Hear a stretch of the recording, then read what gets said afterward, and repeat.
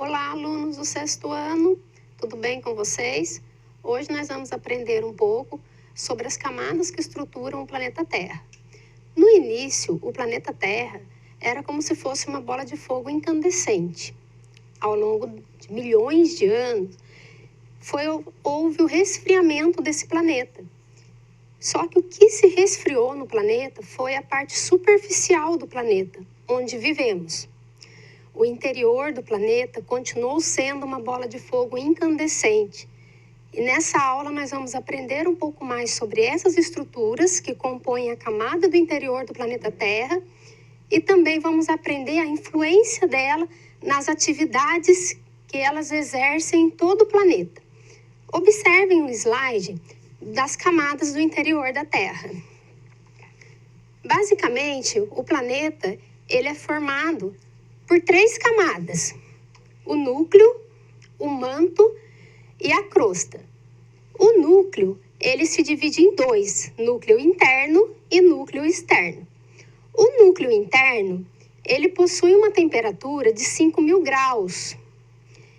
E também a composição química do núcleo interno ele é formado de níquel e ferro, só que no estado sólido. Ou seja, ele é como se fosse uma bola de fogo sólida com temperaturas de 5.000 graus aproximadamente, comparadas à temperatura do Sol. Observem a próxima imagem sobre o núcleo. Então, o núcleo ele se divide em 2. O núcleo interno é esse que está em vermelho e o núcleo externo é o que está em laranja. À medida que vai se aproximando da superfície do planeta Terra, as temperaturas vão se resfriando. Então, o núcleo interno ele possui a temperatura de 5.000 graus, é a camada mais profunda da Terra. Já o núcleo externo, ele possui uma temperatura inferior, na casa dos 3.000 graus, e a composição química dele também é níquel e ferro, só que já num estado líquido, não mais num estado sólido. Agora nós vamos falar um pouquinho sobre o manto. Observem as próximas imagens sobre o manto da Terra. O manto da Terra, ele é a segunda camada do planeta Terra, e o manto da Terra ele se divide em inferior e em superior. A parte inferior do manto da Terra é a que está mais próxima ao núcleo. Então ela é mais quente, as temperaturas são mais elevadas e o material dela é mais líquido. A composição dela é formada pelo magma. O magma em estado líquido, como se fosse um rio de fogo, mas não um fogo que nós conhecemos, o fogo numa forma líquida, como água. O manto superior, ele já é formado de uma composição química mais pastosa, mais plástica. Por que acontece isso? Quanto mais perto do centro da Terra, do núcleo, as temperaturas são maiores. Então, aqui, a composição química é líquida, é um magma líquido. À medida que sobe, ele vai se resfriando. E à medida que se resfria, ele sofre um processo de transformação na composição química, porque ele vai se esfriando e ele vai ficando mais pastoso, mais plástico, ele vai perdendo aquela forma líquida à medida que ele se resfria. E com isso ele fica mais pesado. E aí o que acontece? Ele afunda. Então ele afunda e derrete de novo. Quando ele afunda, a parte líquida sobe e se resfria. E isso é um processo contínuo que acontece no interior do nosso planeta. Isso é muito importante vocês entenderem, porque é através desse movimento que é constante, que acontece no interior do nosso planeta, que acontecem as atividades tectônicas, como, por exemplo, os tsunamis, as erupções vulcânicas, o afastamento e o choque entre as placas tectônicas. Então, lembre-se disso e gravem na memória de vocês esse movimento, que é muito fácil de entender. Perto do centro da Terra, temperatura muito alta, magma líquido. Líquido, ele é mais leve.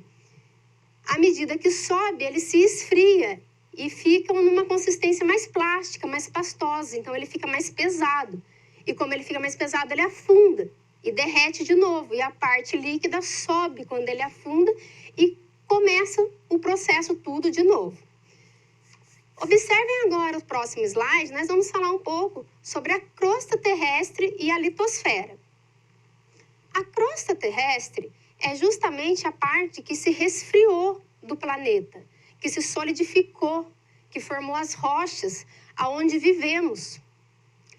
A camada que se esfriou do planeta Terra, comparada com toda a massa que compõe o planeta Terra, é uma fina camada, é uma camada muito fina, muito pequena, comparado ao restante da estrutura que compõe toda a massa do nosso planeta. A crosta terrestre, ela se divide em duas, a crosta oceânica e a crosta continental.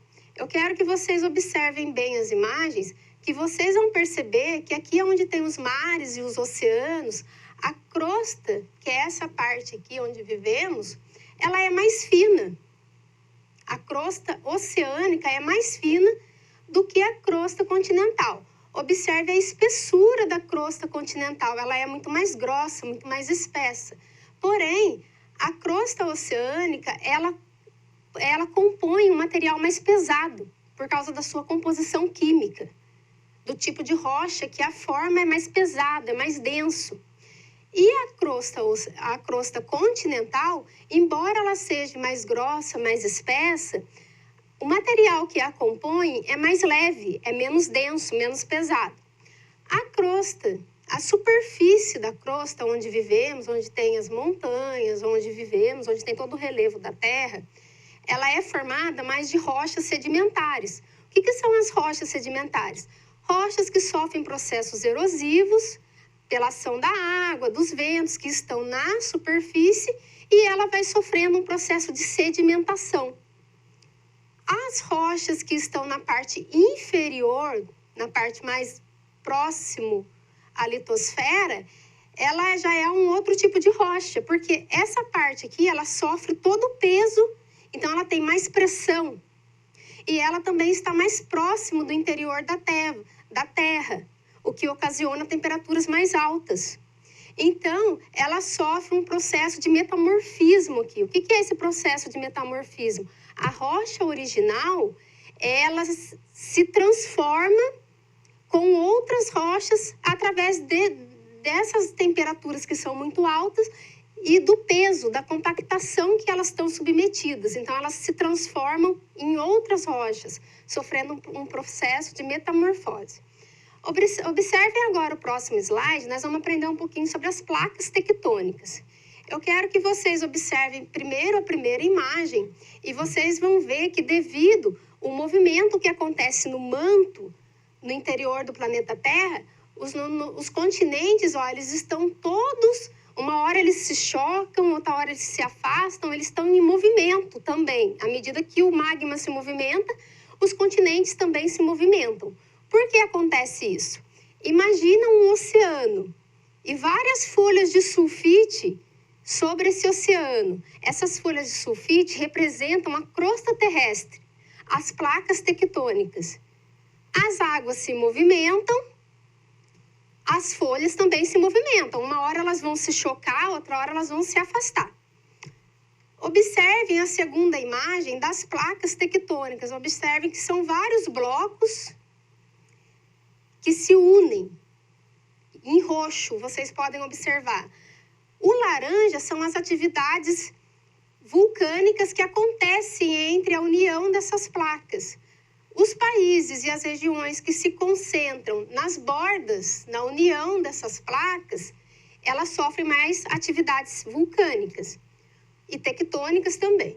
Agora, os países que se localizam no centro dessas placas, como o Brasil, por exemplo, vocês podem observar, elas sofrem menos intensidade, com menos intensidade esses processos de atividades vulcânicas, terremotos, essas atividades tectônicas.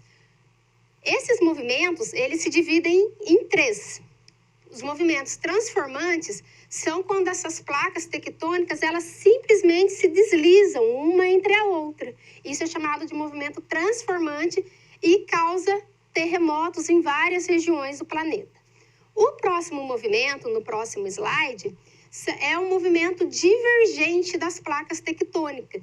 Quando essas placas elas se afastam e abrem espaço para expelir o magma do interior da Terra, formando novos assoalhos oceânicos e também ilhas vulcânicas.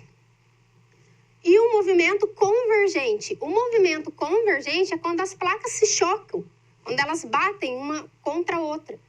Esse tipo de movimento faz com que uma placa vá se dobrando em cima da outra e forme as cadeias de montanhas.